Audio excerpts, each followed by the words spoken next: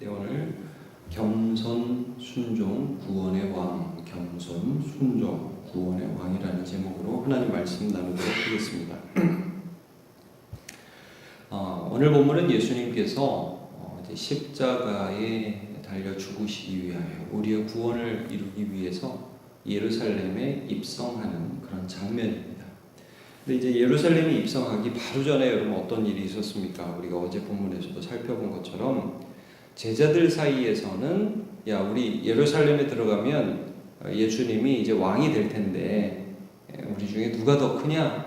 그래서 세베대 아들들의 어머니가 와가지고 치맛바람을 날리면서 예수님이 좀 높은 자리에 앉으시면 좌우편에 우리 아들들을 좀 앉혀주세요 라고 요청을 하고 청탁을 하죠. 그러니까 막 제자들이 화를 내고 이 상황을 받아들이지 못하는 참 아이러니한 그런 장면이 나타납니다. 이런 걸 동상이몽이라고 할까요?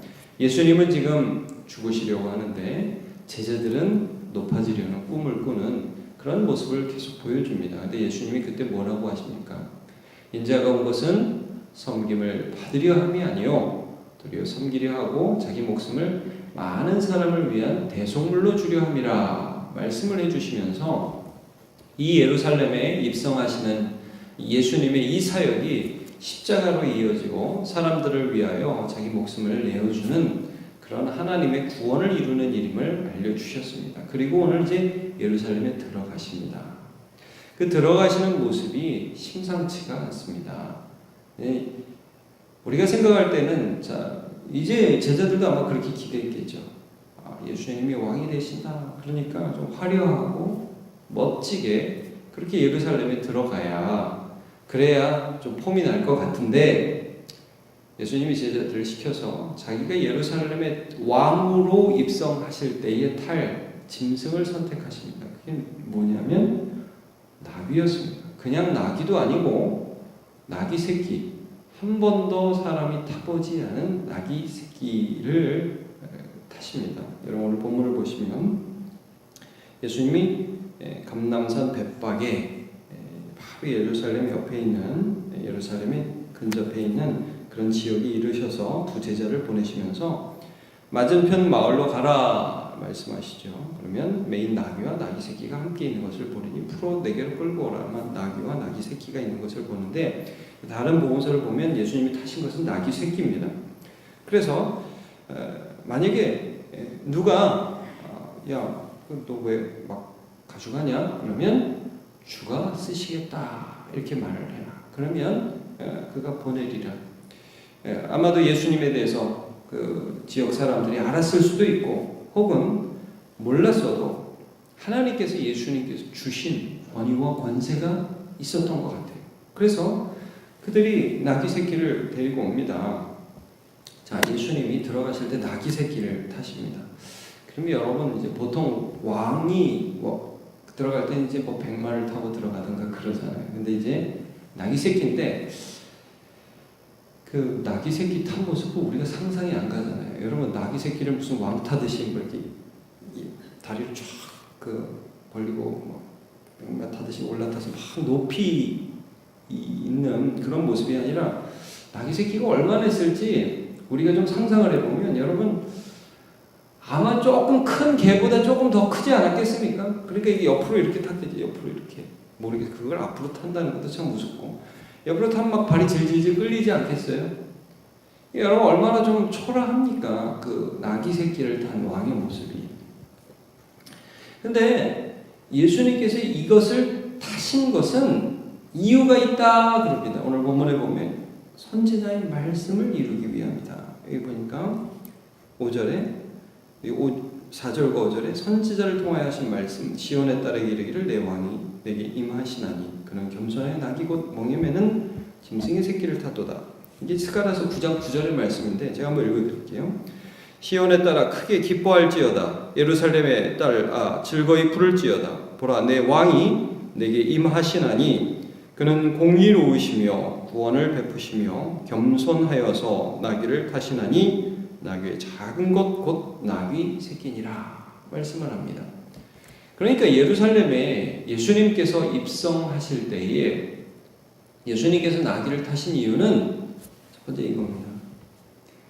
하나님을 향한 순종을 하심으로 내가 성경에 계시된 왕임을 보여주시는 겁니다.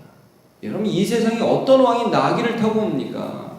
그런 왕은 없습니다. 그런데 하나님께서 구약 성경에 예언하신 그 말씀이 예수님을 통해서 성취됨을 보여주시기 위해서 예수님은 말씀에 순종하고 계십니다. 두 번째로 예수님은 겸손하셨습니다. 이걸 보여주시는 거죠. 세상의 왕들은 더 높아지는 데 관심이 있습니다. 그런데 예수님은 더 낮아지기 위하여 이 땅에 오셨습니다. 우리가 어제 본 말씀처럼 자기 목숨을 많은 사람을 위한 대속물로 주기 위해서 인자가 오셨다. 예수님은 하나님께 순종하고 자기를 주기 위해서 오신 왕이라는 것을 지금 나귀를 타는 이 모습을 통해서도 분명히 보여줍니다. 예수님은 예루살렘에 들어가면서도 수많은 사람이 이제 보면 환호하죠. 그러면서도 예수님의 마음에는 십자가와 구원과 하나님 아버지에 대한 순종이 있었던 거죠. 예수님은 그런 왕으로 이 땅에 오셨습니다. 그래서 우리가 그를 믿을 수 있는 것입니다. 이렇게 하나님께 순종하니까 하나님 아버지께서 그에게 권위를 주시죠.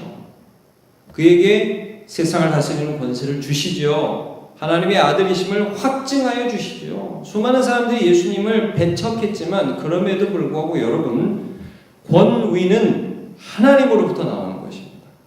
이거 어떻게 되냐? 그 다음 보시죠. 이제 예수님이 초라하게 입성을 해요. 그런데 여러분, 아무리 겉모습이 초라해도요, 예수님의 능력과 예수님의 사랑을 받은, 그리고 예수님의 이러한 사역에 대한 소문을 들은 수많은 사람들이 누가 무슨 선거운동 한다고 10,000원 받고 동원 받은 게 아니라 그냥 예수님 가시는 그 길에 왕을 영접하는 의식을 행하면서 예수님을 맞이합니다. 여러분 보시죠. 8절, 무리의 대다수는 그들의 겉옷을 길에 펴고 다른 이들은 나뭇가지를 베어 길에 펴고, 말하자면 길을 만드는데 왕이 입성하는 길을 만드는 겁니다. 겉옷을 쫙 깔아요. 카페트를 하나 만드는 겁니다. 나뭇가지를 쫙 깔아요. 장식을 합니다. 그리고 앞에 가고 뒤에 따르는 무리가, 이게 무슨 경호원이 있는 게 아닙니다. 앞뒤에서 사람들이 막 소리를 지르면서 이렇게 하죠. 호산나 다윗의 자손이여 찬송하리로다. 주의 이름으로 오시는 이여 가장 높은 곳에서 호산나 하더라. 자, 여기 호산나라는 단어는 우리를 구원하소서라는 말입니다. 시편 118편 25절에 보면 이런 말씀이 있습니다. 여호와여 구하옵나니 이제 구원하소서. 여호와여 우리가 구하옵나니 이제 형통하게 하소서라는 구절이 있습니다. 이게 이스라엘의 절기 때마다 이스라엘 백성들이 하나님을 향하여 간구했던 그런 말인데, 호시아나 해가지고 우리를 구원하옵소서라는 말을 아람어로 이제 음역한 게 호산나입니다. 그러니까 여러분 다시 보세요. 이 본문을 보시면 호산나 다윗의 자손이요. 이게 무슨 말이에요? 우리를 구원하소서 다윗의 자손이요. 다시 말하면 우리를 구원하소서 메시아시요.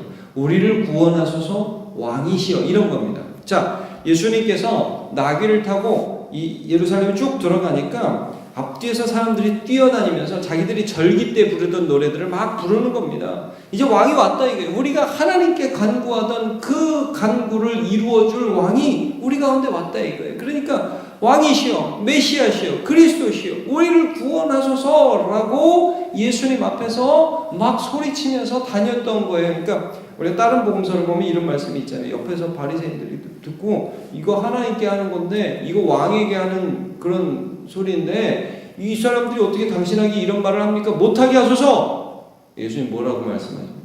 야, 얘네들이 그 말을 안 하면 돌들이 소리치리라. 그런 말씀을 하시잖아요. 이 예수님이 하나님의 마음을 가지고 이 백성을 죄에서 구원하실 메시아와 그리스도가 되심을 예루살렘에 입성하시면서 하나님이 주신 권위로 보여주신 것입니다. 예수님은 그 사역을 감당하시는 거죠.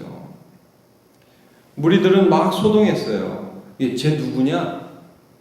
저 사람 누구길래 이렇게 와 시끄럽게 들어오냐? 다 알죠, 누구인지. 그러니까 사람들이 대답을 하죠. 갈릴리 나사렛에서 나온 선지자 예수라는 분이 들어오고 있습니다. 여러분, 그분은 여기서 선지자라는 표현을 썼죠. 그리스도, 기름 부음 받은 자의 세 가지 직분이 뭡니까? 왕이며 제사장이며 선지자입니다. 하나님이 세운 그분이 지금 들어오고 계시다. 21장은 굉장히 아이러니한 장입니다. 한편으로는 예수님께서 너무나 겸손하고 초라한 모습으로 들어오세요. 이게 뭐냐? 하나님께 대한 순종이며 구원을 위한 겸손한 왕의 모습이고, 또 한편으로는 그가 메시아이심을 하나님이 주신 권위로 사람들에게 인정받는 모습을 보여주고 계십니다.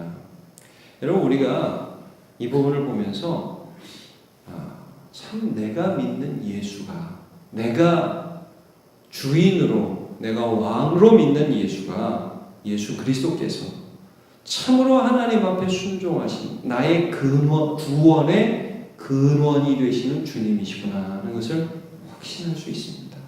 그리고 우리도 이 예루살렘 성에서 옷을 편 사람처럼, 나뭇가지를 베어서 그의 길을 만든 사람처럼, 그리고 앞뒤를 뛰어다니면서 호산나 다윗의 자손이여, 왕이라는 거 아닙니까? 다윗 왕의 후손으로 오시는 약속된 왕, 그분을 맞은 수많은 사람처럼 예수 그리스도를 오늘도 왕으로 영접하고 왕으로 환영하고 그분을 의지해서 구원의 길을 가는 주님의 백성으로 살아가시길 축복합니다. 여러분, 예수 믿는 자가 구원받는 자입니다. 오직 예수를 통해서 하나님의 은혜를 오늘도 누리시기를 축복합니다. 기도하겠습니다. 하나님, 오늘 예수께서 어떻게 우리의 왕이 되시는가 하는 것을 함께 살펴보았습니다. 높아지려고 다른 사람보다 내가 더 잘났다고 싸움을 하던 제자들 사이에서 예수님은 기꺼이 나귀를 타시고 예루살렘에 입성하셨습니다. 그는 하나님 아버지께 순종하셨습니다. 그는 구원하기 위하여 낮아지셨습니다. 하나님, 오늘도 우리는 예수 그리스도를 따라갑니다. 더 높아지려는 세상을 따라가는 것이 아니라 구원하고 사랑하고자 애쓰신 예수님을 따라갑니다. 주 예수 그리스도를 우리의 주로 맞이하여 항상 그를 따르며 하나님이 주신 권위로 살아가는 자 되게 하여 주시옵소서. 우리는 비록 초라하고 우리는 비록 낮아졌지만 하나님 우리를 높이시며 우리를 새롭게 하여 주시옵소서. 감사드리고 예수님의 이름으로 기도하옵나이다.